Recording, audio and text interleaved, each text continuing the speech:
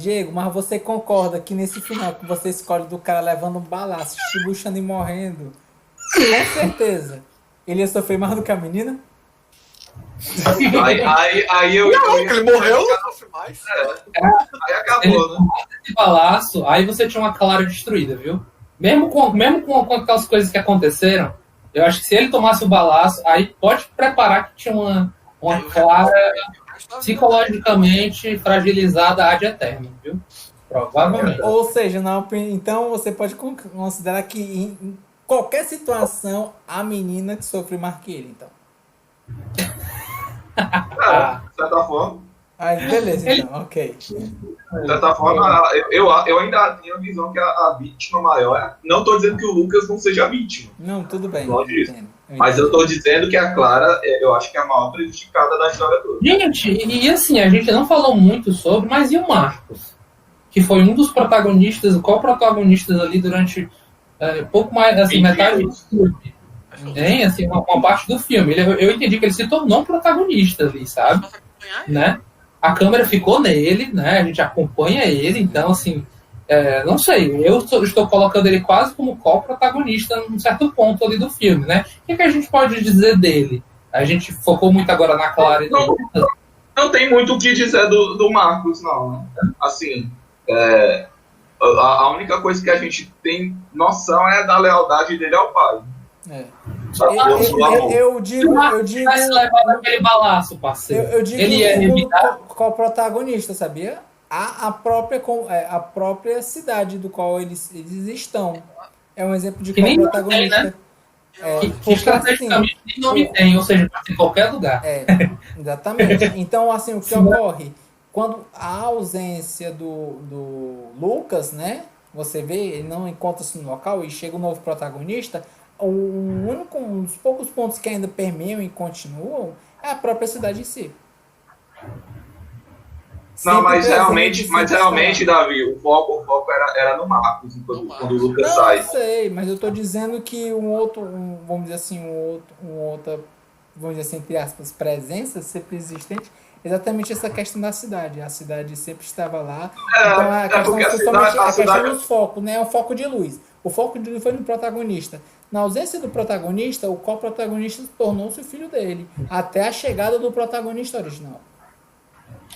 A gente foi seguindo a justiça do social o tempo inteiro, né? Aquilo que a gente estava falando. Sim. O diretor em nenhum momento quis meter autoridade real, autoridade e justiça, quis mostrar pra gente. É sempre uma justiça do social, da comunidade. O que é que se dizia, o que é que não se dizia. Os julgamentos do boca a boca que estavam acontecendo, né? Para além das pessoas que tinham a responsabilidade de fazer uma apuração concreta ali e de julgar o caso, né? O filme realmente quer deixar, acho que para mim ficou muito claro, que não é sobre isso. É sobre o boca a boca, parceiro. É sobre o vizinhozinho, é sobre o seu amiguinho, entendeu? É sobre o que eles passam a falar de você, entendeu? A ponto até de seu filho, né? Justamente sofrer esse efeito, né? O vizinho é seu amigo. Você confiava nele até ontem. Hoje surgiu um boato e de repente ninguém mais confia nele. Acabou a credibilidade. Sim, e assim, o Marcos, infelizmente, né, ele rompe mais que o pai, né? O Marcos também me chama a atenção. Eu entendo que, tipo, é impactante, é um negócio que é extremamente. Mas nenhum dos amigos dele, tipo, fora aquele cara lá que é padrinho. O padrinho, não, o padrinho e os amigos do padrinho, viu? Os amigos do padrinho também. Não, eu digo assim, aquelas pessoas que eram amigas, dá o benefício da dúvida. Mesmo perguntar, será? Não. Cravaram nele a taxa de tipo, ele é um molestador e acabou. É porque a maioria dos amigos dele ele também estava ensinando para as crianças. Né? Tinham filhos naquela creche, né? E cara? O padrinho então, não tinha, né? O próprio padrinho não tinha. Próximo do final do filme é dito isso. Não. Mas ele fala, não, minto. Aquelas duas meninas eram filhas dele, do padrinho? Não, ele disse que tá com. Eu não sei dizer, ele disse que tá com parentes na cidade e apareceu os meninos. Não sei dizer se são filhas, sobrinhos. Não sei dizer também. A gente não sabe dizer. Porque a gente pode talvez considerar que o fato do padrinho, talvez, não estou dizendo que é, talvez o fato do padrinho confiar exatamente pelo ponto de que ele não tinha filhos. Logo, ele não tinha essa questão do emocional elevado. Porque Não enquanto sabemos dizer, né? os amigos que tinham filhos estavam todos preocupados por essa situação na creche. Já o padrinho que não tinha filhos, ele tentou lidar isso de uma forma muito mais racional, né? A gente não procurar sabe. fatos. Não daria pra analisar isso. É uma teoria plausível, mas a gente não tem como comprovar, né? Sim, sim. Vem cá, ainda pegando aquela coisa do contexto de cristandade, né, de uma nação cristã ali, de uma comunidade cristã, o fato de serem dois apóstolos, os co-protagonistas, vocês conseguem ver alguma relação? Lucas e Marcos, né? E Marcos Não conheço a história do Lucas e do Marcos, sabe? Vocês veem alguma relação aqui? Ou Acho que não, cara. Eu acho que é só Evangelistas, coincidência. Talvez sim, talvez não. Não sei, não sou capaz de opinar neste momento. Talvez. Não sei dizer. Talvez. É interessante isso. Realmente eu não parei pra pensar Não nesse sei. aspecto. Eu sei que é o nome de dois apóstolos, mas não tenho certeza. Mas, tipo, eu não consigo ver uma relação que dê algum pano a mais pra manga. Era apóstolos ou evangelistas, né? Porque o evangelho. São os apóstolos, cara. Só apóstolos, não? São Lucas e Marcos? apóstolos, cara. Mateus, Marcos, Lucas, João, Tomé, Judas e por aí vai. Sim. É verdade. É. Pois é, assim, uma coisa curiosa, eu não sei você, gente, mas eu acho raro, assim, essa figura de um homem no Jardim da Infância, tá ligado? Cara, inclusive, é dito no filme que é como se fosse algo vergonhoso, né? Porque a mulher dele chega e fala. Ele fala. A ex-esposa, né? Se divorciaram. Fala, seu filho tem vergonha de você trabalha numa pré-escola. Você tem 42 anos e está trabalhando em uma pré-escola. O homem não faz isso, né? Inclusive, ele é o único homem na pré-escola, né?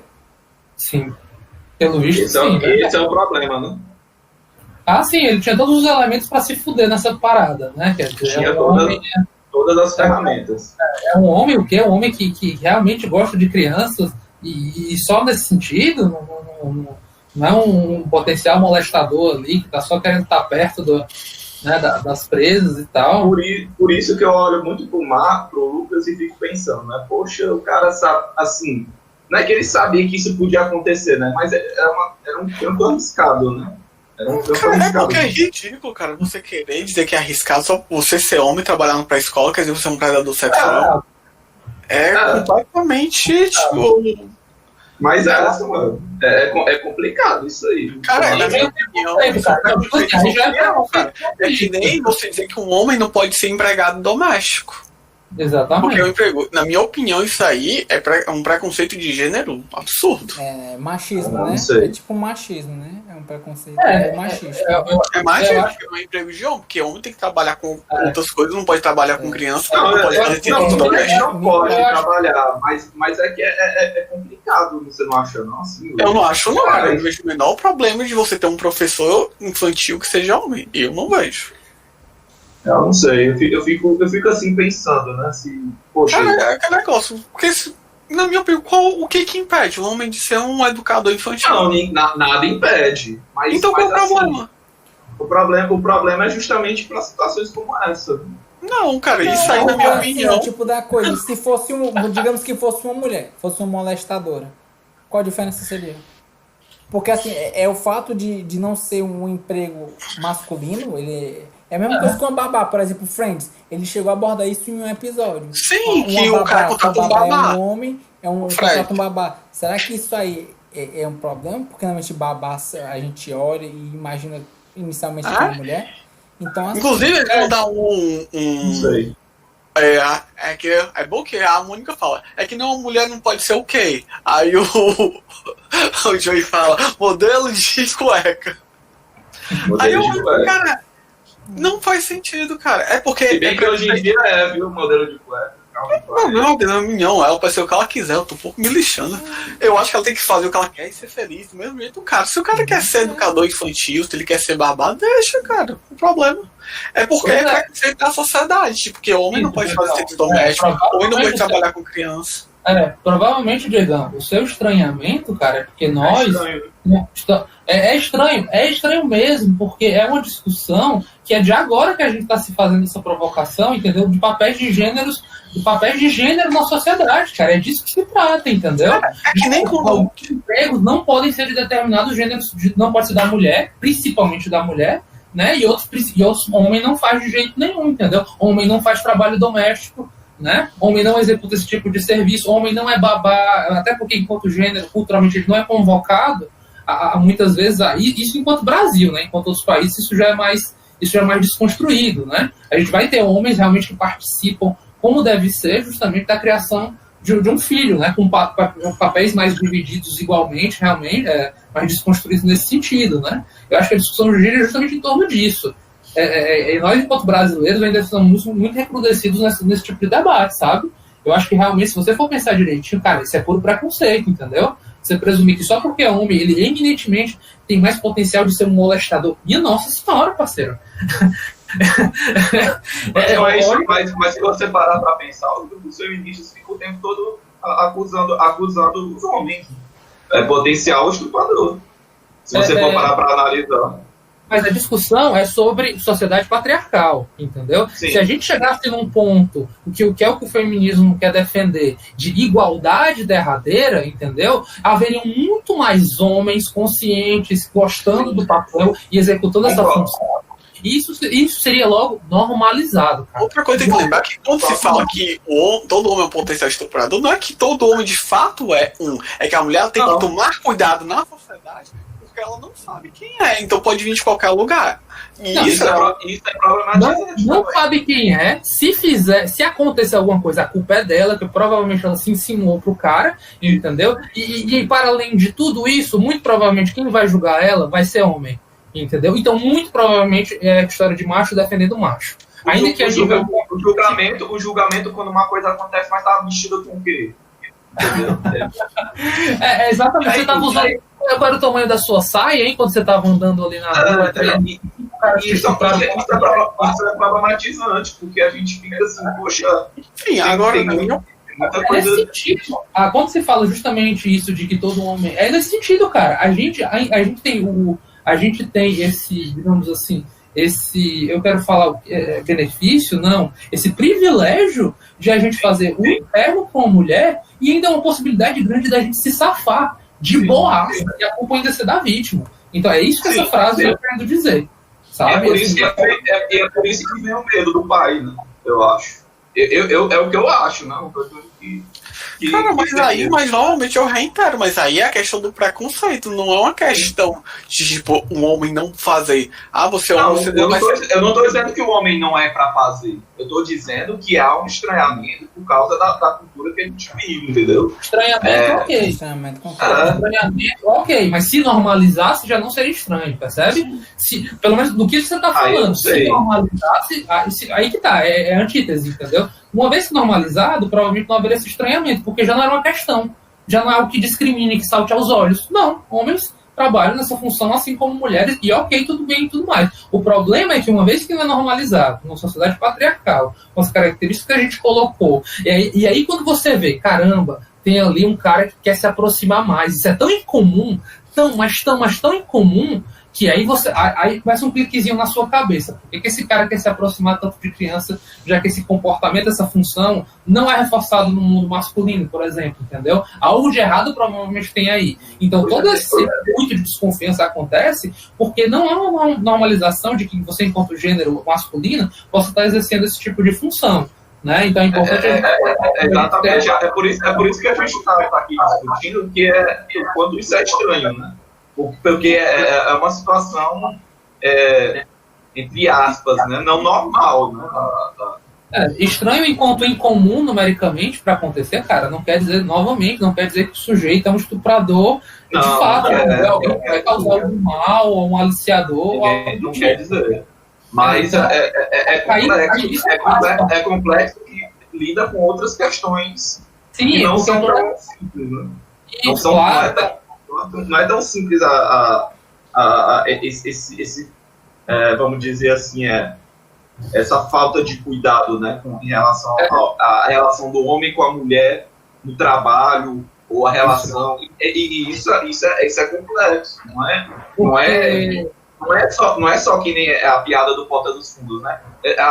Aqui nessa empresa aqui, a gente não tem nenhum problema de racismo, a gente nem contrata preto aqui para não ter problemas aqui. Nossa, que absurdo. Não, mas a ideia é essa, né? Mas é essa, entendeu? E é complicado, porque são temas espinhosos que empresas têm que lidar, e pessoas têm que lidar. Não é só uma questão assim, da nossa opinião, né? São consequências da sociedade que é muito. Mas é aquela história, maior, né, cara? É aquela história. Precisa acontecer, e eu acho que é uma questão de vai acontecer, entendeu? É uma questão de enfim, esses movimentos, pouco a pouco, isso ser modificado, né? A ponto de chegar na normalização. Graças a Deus a gente vê evoluções, né? Tipo, a gente vê cada vez mais, tipo, embora ainda tenha muita dificuldade, principalmente as mulheres chegarem a determinadas funções, a gente vê que as portas estão sendo abertas, a pontapés, mas estão sendo abertas. Acho que caminha ainda muito lentamente para o que era necessário. Mas, tipo, tem que ser feita essa evolução, tem que ser feita essa desconstrução desses padrões que, sinceramente, não se sustentam. E o que é pior, né, cara? Eu acho que é bom esse tipo de filme para a gente lembrar também de um fato.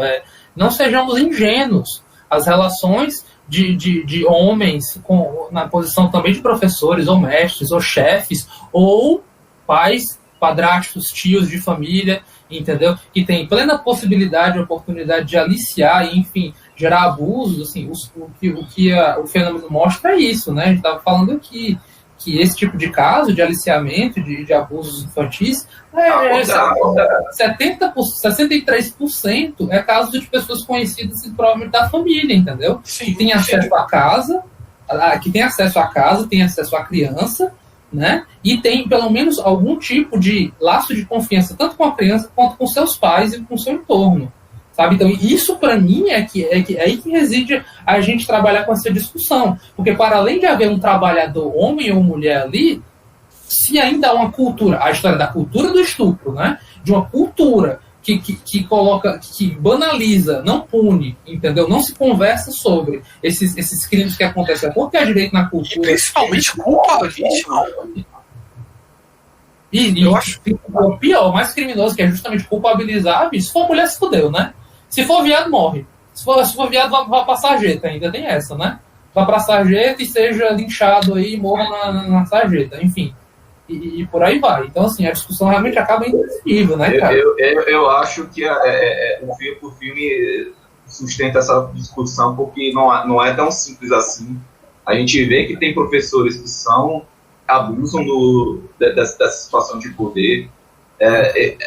A gente vê uma exceção, assim, ou talvez uma coisa que seja normal, até pode ser, não sei. Mas é complicado porque a balança não é tão favorável. Eu acho que o teu discurso ele já parte de um pressuposto de que o homem professor é um molestador, sabe? Tipo, eu acho que tem uma certa presunção no teu discurso que me desagrada. Não é que o homem o homem professor é um molestador, mas é aquela situação, né, Samuel, que seja o homem sendo chefe, o homem sendo, sei lá, sendo o pai, como o Eduardo falou, o padrasto. Então, assim, essas são as questões que a gente olha e vê assim, poxa, para acontecer uma exceção, pode acontecer, mas a gente vê tanta coisa errada, sabe? Tanta coisa que assim, não é tão favorável, sabe? E a gente vê justamente a indignação de quem só a vítima, né? A vítima que leva toda a bagagem da responsabilidade do que aconteceu. Isso. E aí que dá esse desgosto assim, na boca assim, da situação. Né? O que nos suscita esse debate é a gente falar sobre sexualidade no nosso crescimento na cultura, cara. Entendeu? Porque a torta e a direito, a gente. É aquela história, tipo, você acha que mulher não estupra garoto? Você acha que isso não existe? Entendeu? Acontece. Agora, como a cultura ela absorve esse tipo de fenômeno? por vivermos onde nós vivemos, a gente chega pro garoto e diz, meu amigo, você teve foi sorte. Eu desejaria, adoraria ser estuprado, entendeu? Por uma mulher que veio, sabe, pegou o teu pênis lá, você com 5 anos de idade, e ficou se esfregando nela e tal, tipo assim, massa. Porque socialmente falando, patriarcalmente falando, né, no qual o homem, para ser homem, para se firmar homem, ele tem que ser ereto, funcional, gostar de sexo loucamente, entendeu? Fuder praticamente com uma fechadura, se possível. Tudo que você imaginar. Então, há já essa exigência. A gente é homem, a gente pode falar abertamente disso. Não é nenhum segredo, não é nenhum segredo. Beleza, massa. Entendeu? Então, como já tem essa exigência, você, enquanto homem, enquanto pessoa, sujeito, não tem nem o direito de achar ruim. E se você acha ruim, provavelmente você é gay, você é fraco, você não é homem, então não é macho, entendeu? Tem um problema. Tem um problemazão muito sério, entendeu? Vai tratar disso. Você nasceu, ou pelo menos aqui no Brasil, eu não sei como os outros sejam, mas falando aqui do Ceará, que é onde a gente... Tá, cara, a gente já nasce com um compromisso com uma masculinidade absurda, cara.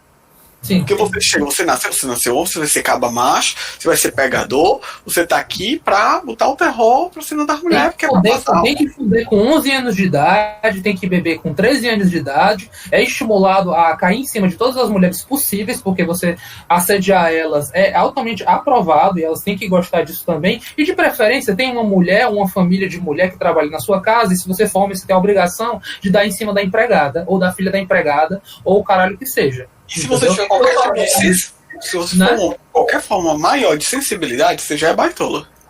Pronto, então é tipo isso, né? A discussão gira em torno disso. Aí já parte pra homofobia aí. Cara, não, aí já parte sobre masculinidade tóxica, cara. Sobre o quão ser homem não chega nem a ser homem é uma exigência que não tem espaço pra fraqueza não, parceiro, sabe?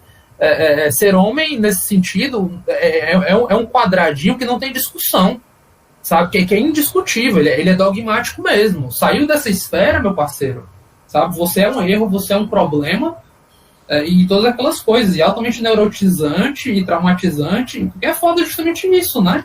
Quer dizer, então, que a gente não pode pensar na possibilidade de que houve um estupro ali de uma mulher para com um garoto, e que ele não sofreu com aquilo, e que a experiência sexual dele foi de alguma maneira afetada pelo contrário. Se for parar pra pensar, até do ponto de vista legal, cara,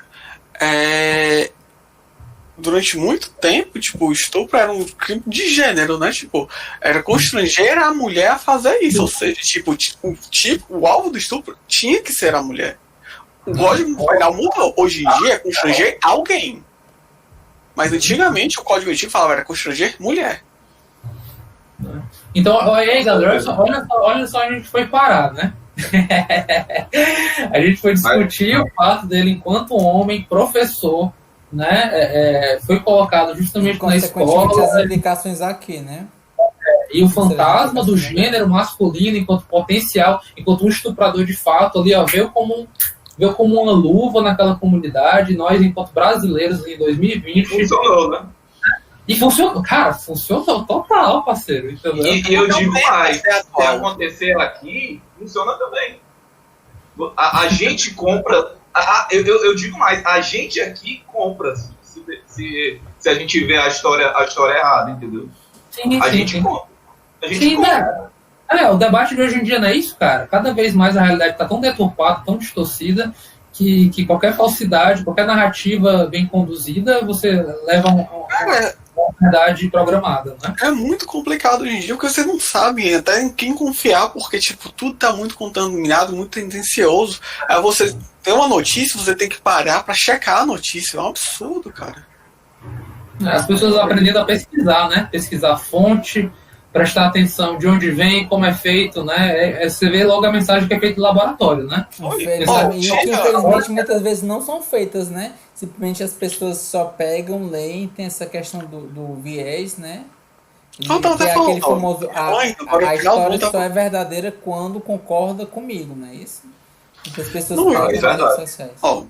Só fechar que o grande problema dessas acusações, do que aconteceu no filme e tudo mais, é que ninguém se responsabiliza. As pessoas não têm responsabilidade. Não tem responsabilidade pela notícia, não tem responsabilidade pela informação, ninguém se responsabiliza e vira uma onda e deixa rolar, entendeu? Porque a Por isso onda... que a gente questionou muito a conduta da diretora, que ela não soube lidar com a... Porque quando você lida com a pessoa com responsabilidade, vai ter danos? Vai. Mas tem como minimizar os danos, tanto pro professor como pra criança. Eu acho que cabe perguntar. É uma bola de neve. No caso do Lucas, houve justiça, galera? Vendo do começo ao fim do filme. Vocês acham que houve justiça? É justiça no sentido amplo de justiça, tá certo? Não é só o... Eu vou ser sério, eu não me senti contemplado, cara. Eu também não. Eu acho que é aquela Fez questão bem da transição trabalho. do tempo. Eu acho que o diretor fez bem o trabalho, então. Da transição Ele do fez tempo, bem. porque, a gente vê, o filme começa em novembro, a gente vê a transição em novembro e dezembro. A transição seguinte é um ano depois. Então Tanta coisa, a né? gente não vê essa questão dele se ressocializando com as outras pessoas, questão de reatar amizades. Então, nesse aspecto, realmente, você, enquanto espectador, fica frustrado nesse sentido.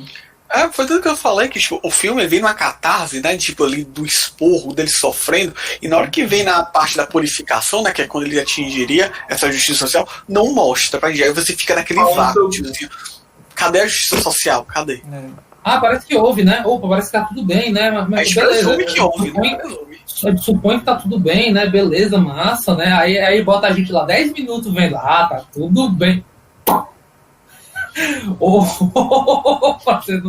Não tá nada bem. E eu acho que fica aí a grande mensagem, que acho que nem vou falar muito nas considerações finais, gente, porque já tá meio tarde. Mas pra mim, eu queria perguntar se já pode entrar nas considerações finais. Eu entendi que a lição cara, tem males que simplesmente não geram reparação. E é isso. E ponto.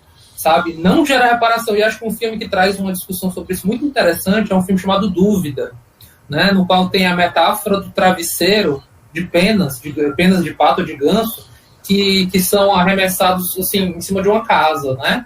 A ideia é mais ou menos essa. Você pega um travesseiro, suba no telhado da sua casa e comece a soltar as penas, entendeu? A metáfora é a seguinte: quando você solta um humor, uma fala, entendeu? É como se fossem as penas caminhando pelo vento, entendeu? Ainda que você consiga trazer todas as penas para dentro daquele travesseiro, ele nunca mais vai ser o mesmo, entendeu? Não volta à sua forma original, à sua textura, sabe? Ao seu formato, entendeu?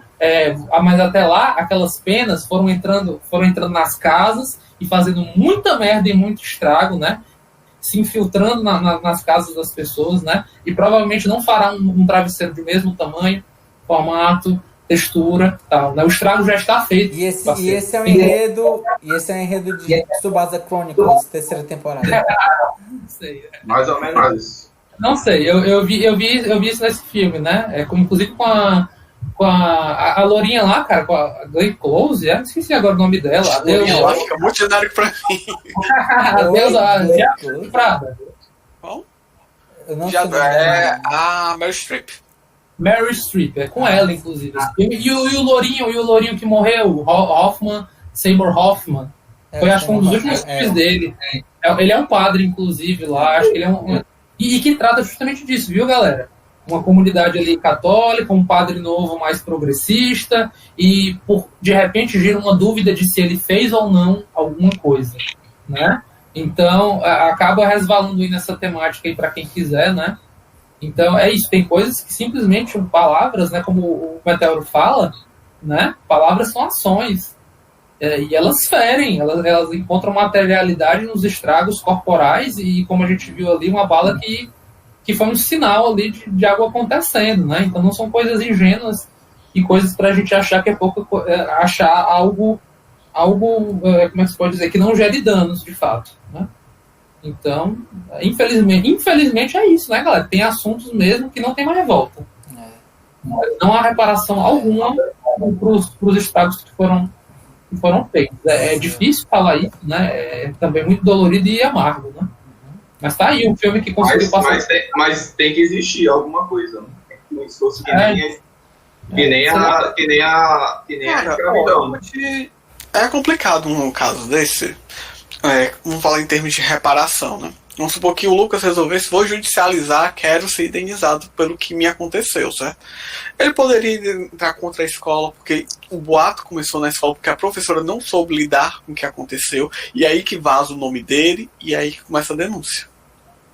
Então, poderia haver uma... Poderia. Mas vou dizer uma coisa, dinheiro nenhum no mundo vai resolver a paz de espírito que ele perdeu, cara. Vai. Na ponta. Sim. Nunca vai. É aquela questão do princípio, né? Eu não sei se o Samuel ele já escutou a respeito, que é melhor, acho que era inocentar, acho que é 100 bandidos do que prender o inocente. Porque se você prende o inocente, o tempo que ele vai ficar preso é um tempo que ele nunca vai conseguir recuperar de volta, né? Eu acho que o Estado parte da questão de inocência, né? Tipo, você Isso. ao Ao contrário. contrário, é. A gente tem que sempre trabalhar. Às vezes é muito difícil a gente trabalhar com a ideia da presunção de inocência. Principalmente quando são temas polêmicos, que a gente faz esse pré-julgamento. E a gente faz mesmo com a sociedade, a gente tipo, vê um caso. E a gente tem que lembrar, cara, a gente tem que ter um sistema legal eficiente e a gente tem que confiar nas instituições. Porque se deixar na mão do povo, vira barbárie. Pior que é. Pior que é. E vamos seguir para considerações finais? Vamos. Mas aí. Eu tô de acordo. Pronto. Alguém quer começar? Posso começar? Pode começar. Pode. Mas taca ali pau. Eu tô pensando aqui nas palavras. Tranquilo, já anotei as minhas já. Pronto, assim, minhas considerações finais que, assim, eu acho, obviamente, muito já foi falado, né, a respeito disso, né?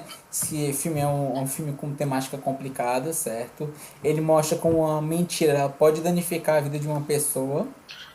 Eu acho que a atuação do Mads Mikkelsen foi excelente, o que faz, inclusive, jus à sua fama como ator na área, né? Assim, ele foi chamado para vários trabalhos depois, desde a série Hannibal, até outros filmes como Polar, Rogue One, né?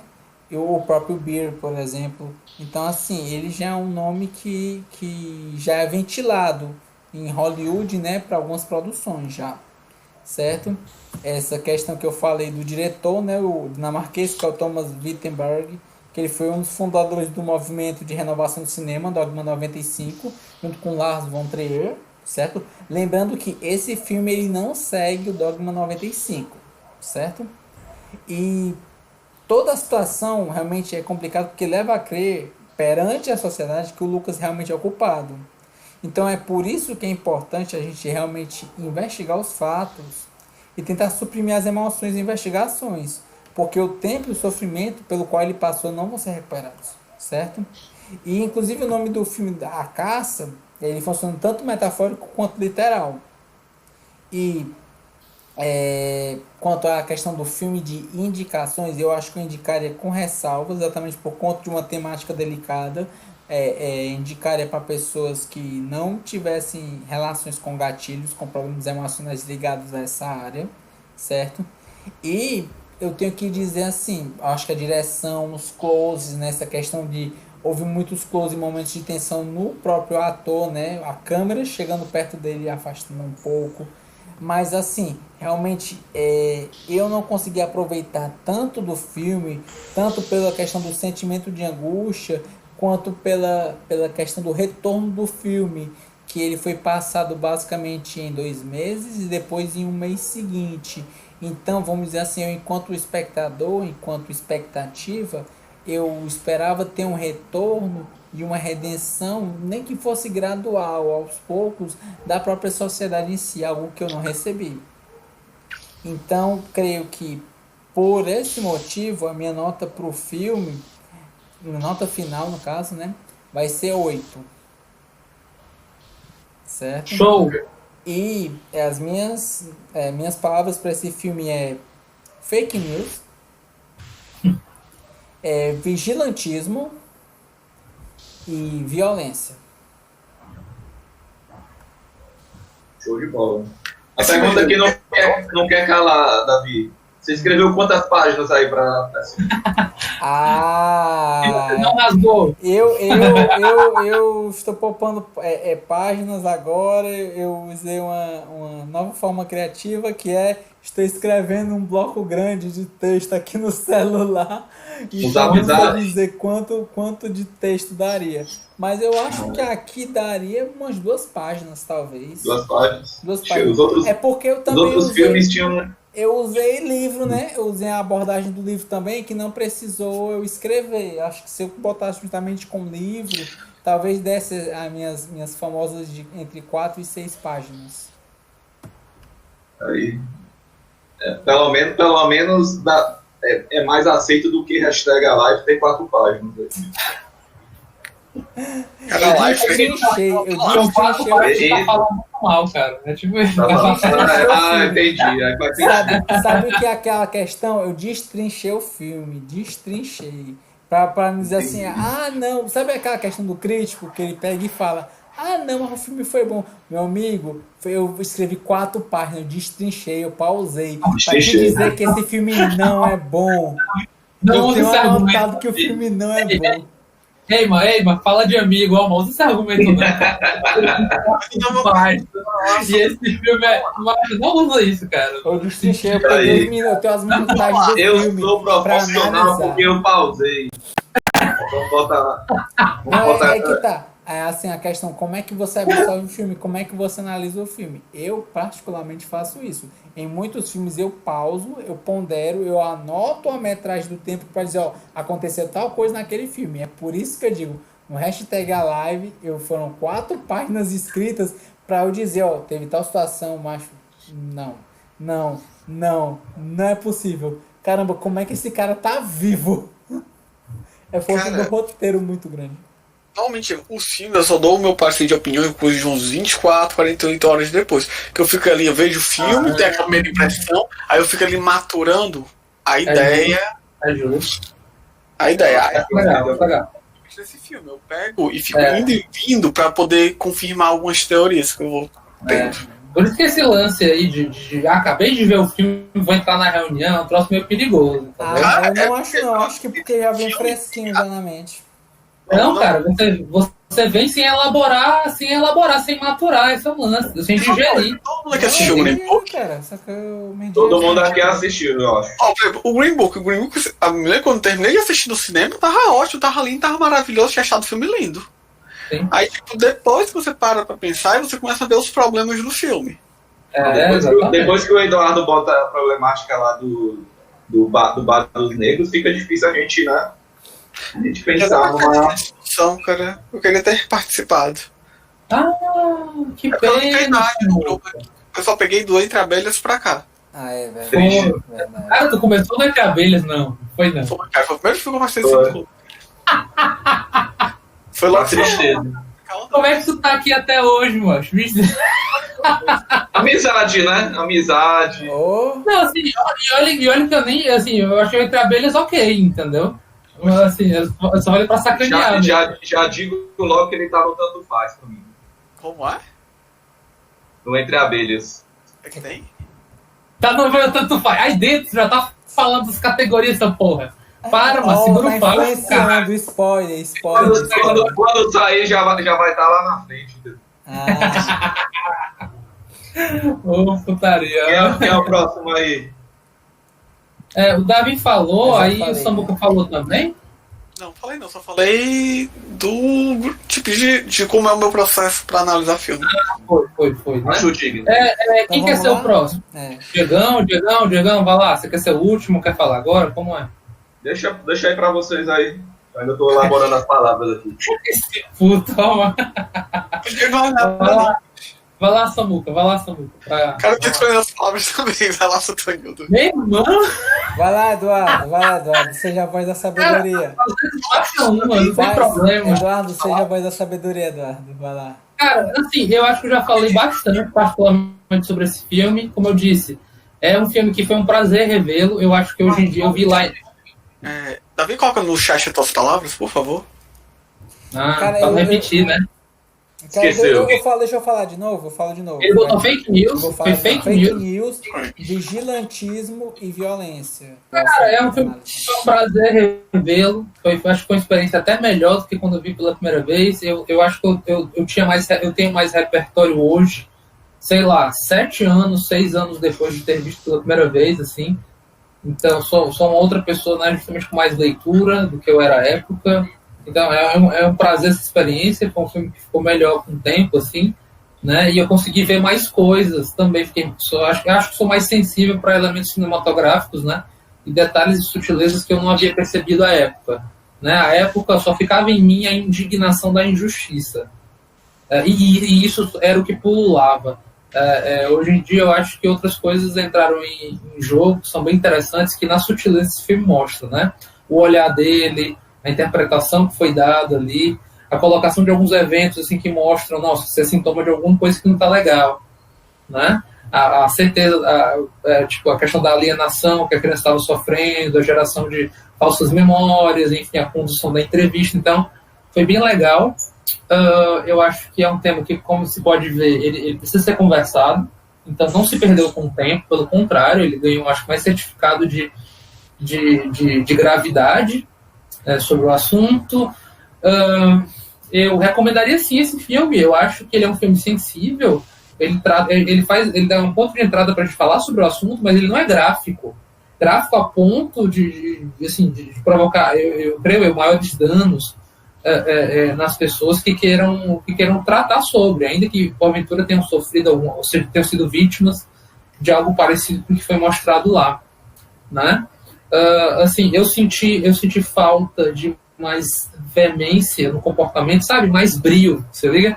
Mas eu realmente coloquei muito em xeque ali a questão cultural, né? Que é um filme que não é sobre tanto explodir para aquela cultura, são os sentimentos assim, realmente que estão ali na pele do sujeito, entendeu? Que para mim, conversou muito com o olhar, né? Os olhares. Como o olhar do Mads, né? Ele interpretou aquilo no jeito de agir, tanto para mostrar aquela generosidade, aquele cara legal que ele era desde o começo, né? Ficava muito na cara dele, nesse sentido, como para mostrar também o quanto ele sofreu, como ele estava destruído depois de toda aquela tragédia. E como o final também é muito marcante, né? Ele não solta nenhum grito.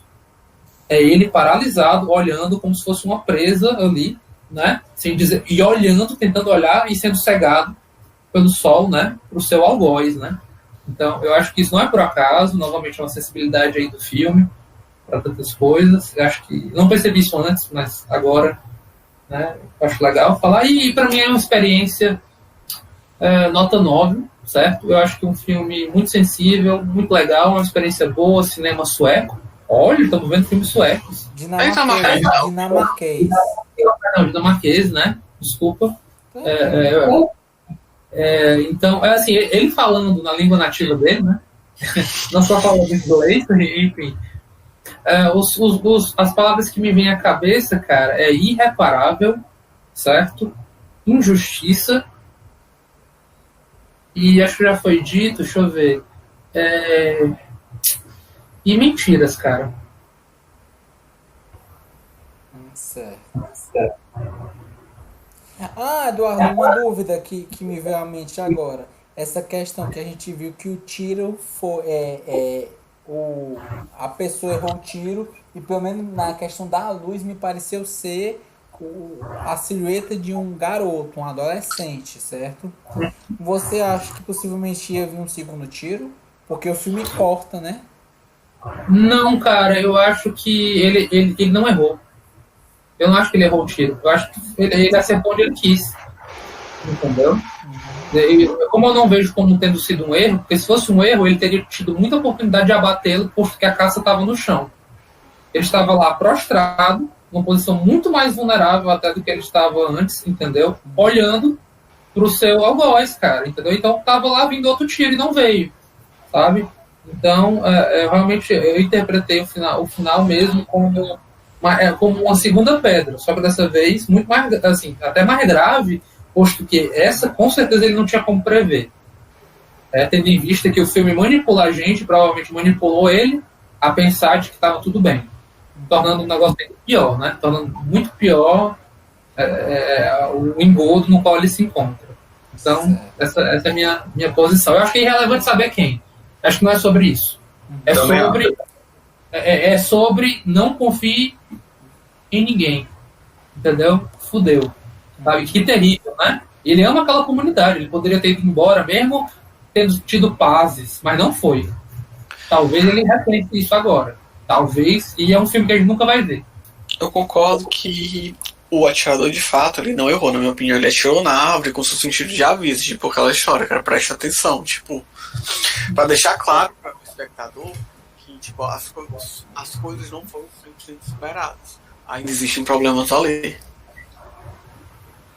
Se a gente quiser fazer uma leitura de caça por caça, ele atirou ali para guiar o cara para algum lugar, entendeu? Para uma arapuca, sabe? Para brincar com a presa. Por que não? Caçadores fazem isso, entendeu? Brincam com a presa até determinado ponto. Na verdade, dão tiros de aviso, ou tiros pro alto, ou dão gritos, ou dão sinais para manipular de alguma forma aqueles bichos, né? Para extrair um certo prazer que existe da caça.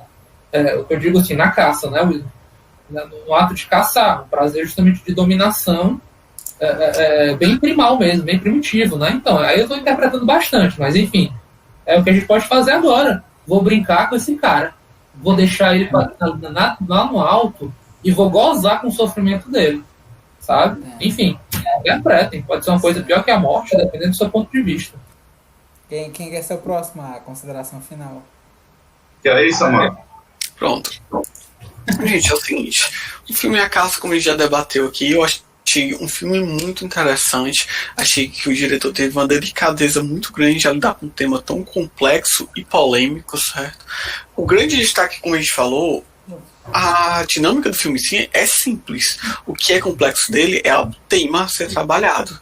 E a gente contou com uma atuação, eu acho que, tipo, principalmente do Mads, eu acho que ele entregou uma atuação absurda, sabe? Ele fala muito com o olhar, com o semblante dele e com as atitudes dele. Embora eu concorde com o Eduardo, em determinados momentos as atitudes dele parecem tipo, a gente espera um pouco mais, sei lá, de inflamação do modo como ele se comporta. Eu também tento entender que talvez seja uma questão cultural dele, sabe? Tipo, tanto, ou talvez cultural ou pessoal dele, mas o tempo todo a gente vai acompanhando a via crucis dele. É um filme pesado, sabe? Que tipo, fala sobre, como eu disse, um tema polêmico, e a gente fica se questionando se fosse a gente nessa situação, o que a gente faria, tanto no papel do Mads como no papel do pai da menina. Eu achei que é um filme realmente bem executado, tipo, bem montado, bem dirigido. Eu acho que até a própria menina que faz a Clara, ela entrega um bom papel, sabe? Tipo, uma criança passando por aquilo. Então, eu tenho poucas... eu acho que eu tenho quase nenhuma reclamação desse filme. Acho muito bem executado. A minha nota para ele vai um 8. Eu acho que... Se eu vou dar as palavras que esse filme me remete, seriam justiça social, pré-julgamentos e histeria. As 3 palavras que eu daria para ele. E os pontos negativos, Samuel, para dar um 8? Pronto. O que esse filme, tipo assim, por que pra mim não fez? Primeiramente eu falei, tipo, esse filme, tipo, na minha opinião, ele vinha na catarse, sabe? Tipo, a gente vai aquele processo, tipo, pesado de passar por todo aquele sofrimento. Na hora que a gente pensa que ele vai ter a expiação dele, que a gente vai ver a justiça social acontecendo, não acontece, dá um salto de um ano. Eu entendo que isso, para a função narrativa do diretor, tem um propósito e faz sentido. A gente sente o impacto, a gente sente o abalo, mas ao mesmo tempo eu não consigo deixar de sentir falta disso, sabe? Algo que, na minha opinião, tipo, aquele negócio, eu precisava disso. Qual foi a nota? 8. Quais foram as palavras? Histeria coletiva, justiça social, pré-julgamentos e histeria. Tá. Vou colocar aqui. Você recomenda, Samuel? Cara, eu recomendo com ressalvas, porque esse filme é um filme muito reflexivo e tem muita gente que ainda enxerga cinema apenas como entretenimento, sabe? Aí você indica um filme desse, a pessoa vê, tipo, principalmente o final desse aberto, né? Fica logo cheio de dedos, começa a reclamar, porque não é um final conclusivo. Então, tipo, acho que para determinado público ele é muito bom. Mas para outras pessoas, tipo, eu não recomendaria, então recomendo com ressalvas.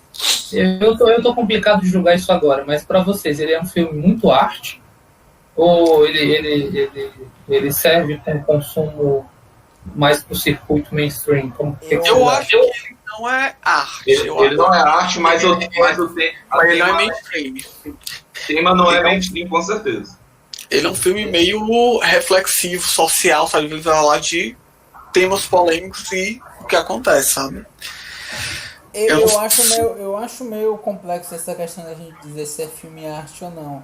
Porque o que é que a gente pode considerar como arte enquanto filme, entendeu? Por exemplo, a gente pode considerar que a abordagem, a forma como o diretor gravou, os closes que ele fez podem ser considerados arte? Porque nesse não, eu acho que o filme é considerar. a coisa que tem quando a gente fala filme de arte são os filmes mais...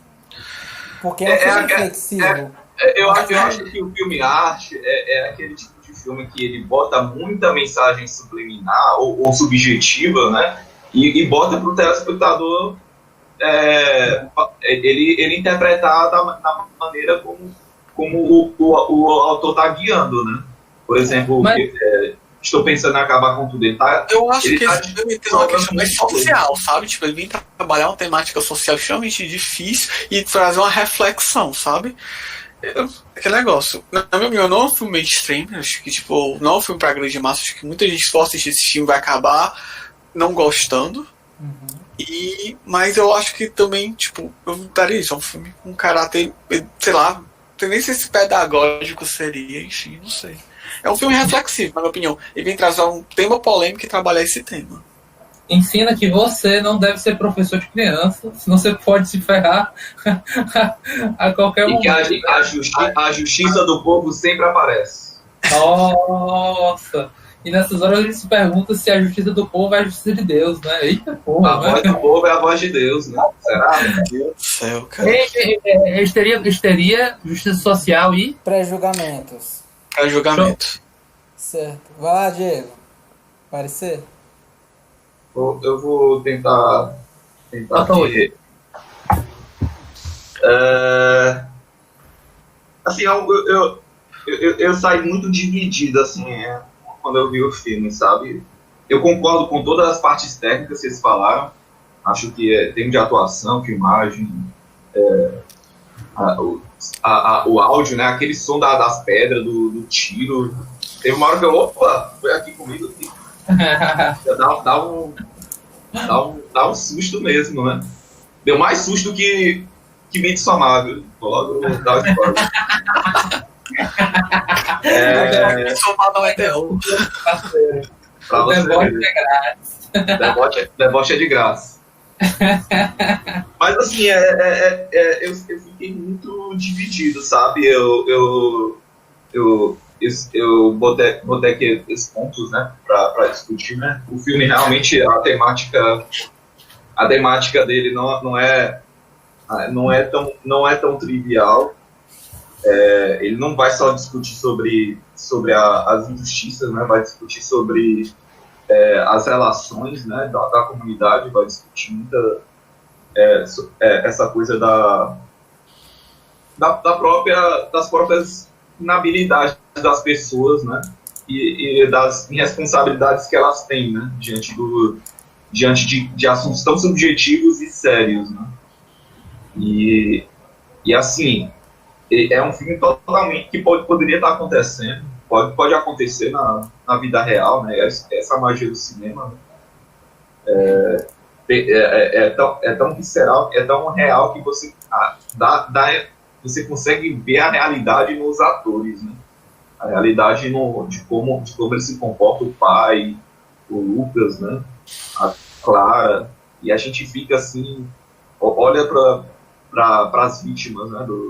De tudo que acontece e tem essa sensação de que poderiam ser pessoas reais ali sofrendo com essa situação. Eu fiquei, aí eu vou para a parte que eu fiquei mais dividido, assim, fiquei assim muito desagradado, assim, muito revoltado, assim, com o filme. Não foi apenas só com a situação de ver as injustiças com o protagonista, né? Aquilo também me indignou muito, né? Mas Mas eu acho que uma visão de uma pessoa que, assim, tanto é que no debate a gente enumerou muitas coisas assim interessantes, muitas visões, muitas questões que para quem vê o filme, né, não pode deixar passar batido, né? Pode passar uma ideia de que o filme é só sobre injustiça, que é só sobre mostrar como a sociedade está errada, e não é assim, né? A sociedade usa muito dessa cultura de cancelamento, usa muito dessa coisa da ostracização, né? Como o Eduardo já comentou, né? E a gente fica com essa coisa de que o buraco não é só a injustiça. A questão não é só a discussão de como das mentiras, né? E é por isso que eu fiquei meio assim, porque eu senti que o filme carregou um lado assim que meio que culpabilizava, né, a Clara, né, a bobagem que ela falou, né? Assim, não de uma maneira explícita ou subjetiva, mas assim, a gente vê que a Clara também é uma vítima, né? Mas assim, para um olhar mais desatento, né? Não, a criança é culpada. A criança causou todo o sofrimento do protagonista, né? E gera esse desconforto assim que me deixa muito desconfortável, assim, sabe? De como você olha para a criança, né? Lógico, crianças mentem, né? E essa coisa dessa fala de crianças não mentem, né? É muito quebrável, né? E a gente acaba sendo um pouquinho mais cruel, né? Com o nosso olhar mais que tem mais vivência, né? E a gente carrega e olha para a criança e vê, poxa, a criança já era para saber disso aqui, né? A criança já era para saber lidar com situações de que ela está mentindo, né? E não é assim, né? As crianças não têm não tem esse controle dos erros que elas têm, né? Elas estão ainda caminhando, né, na jornada delas, né, desse descobrimento delas, e coisas como essa podem acontecer, podem ter algum erro que leve esse desenrolar, né, desagradável. E aí vem essa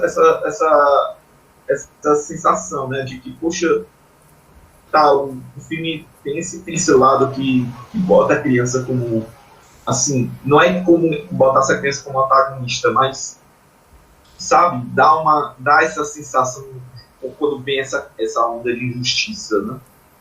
Isso me deixou um pouco mal, assim, sabe? E isso é bom que o filme traga isso, né? Isso é importante, o filme mostrar que assim, os adultos vão culpar, a gente vai atrás de responsabilizar pessoas, só que o da vez a responsabilidade foi o Lucas, foi o protagonista, né? E uma responsabilidade que talvez ele não tinha como lidar. Então é isso que dá essa sensação de desgosto, assim, que em relação ao filme. Eu acho que é um filme difícil de recomendar, assim, muito difícil para as pessoas comuns, assim. Não comuns, né? Uma pessoa que não sabe lidar não tem essa condição de lidar com esse assunto, né? É um filme muito difícil de alguém saber, porque é difícil saber lidar com uma situação como essa, é difícil saber lidar com uma situação do em si fosse verdade. Então é tudo muito complexo, né? E o filme é só um retrato de uma injustiça, né? Então é difícil para mim recomendar, mas o filme é muito bem feito. O filme tem muitas boas atuações, muitos detalhes sutis, muito sentimento, assim, a gente sente a revolta e esse é o mérito que o filme tem, né? E no mais é isso, né? É um filme complexo, então eu vou dar uma nota 7 pro filme. Uau! Acho que é um filme. Ainda vou demorar um tempo para pensar se eu realmente gostei do filme, assim como dessa coisa temática, né? Essa coisa temática é complexa, mas tecnicamente essa coisa da emoção em si, né? E como foi, o diretor soube botar a gente para sentir o que era para sentir mesmo, e foi muito bem feito, né? Quantas palavras, eu só vou inventar a roda, eu vou dizer que é complexo, falta de responsabilidade e cancelamento. Acho que essa palavra perpetua o filme. É isso. Nota 8 geral, gente. Médio geral, nota 8. Médio geral, nota 8. Pois é, então, galera, eu acho que podemos dar por encerrado essa situação do debate, né? E muito obrigado para quem assistiu, né? Inscreva-se, assine o canal, compartilha aí esses negócios. Seja qual for o canal, né? Seja qual for o streaming, ou seja aí. Os aliens, né? Obrigado e até o próximo vídeo.